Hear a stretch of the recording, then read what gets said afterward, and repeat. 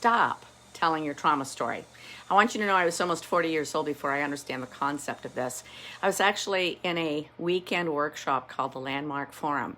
What I didn't know at the time was, of course, every time you tell your trauma story and all the nasty details of it, and we all certainly have some of that going on, what happens is it re-traumatizes your brain. It reinforces those neuron connections, and you can't move forward if those connections are reinforced again and again.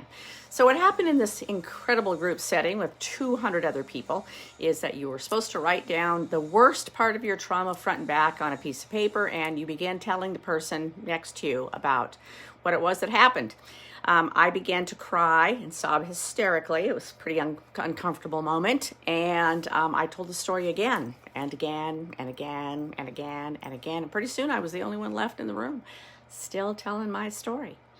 I want you to know that the facilitator finally came up to me. She'd listened through it a couple of times, and she put her hand on my shoulder and she said, "Are you done yet? Are you ready to stop?"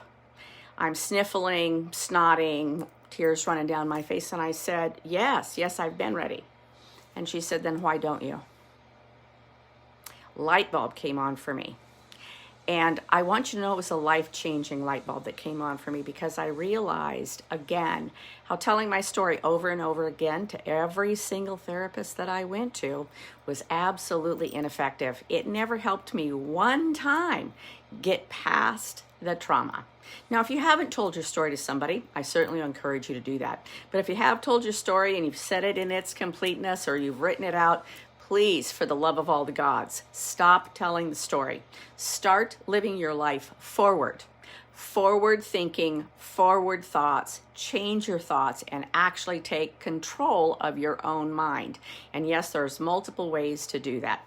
Psilocybin is one of those ways that helps, because it shows us clearly we can't change anything in the back. We can only change our thinking going forward.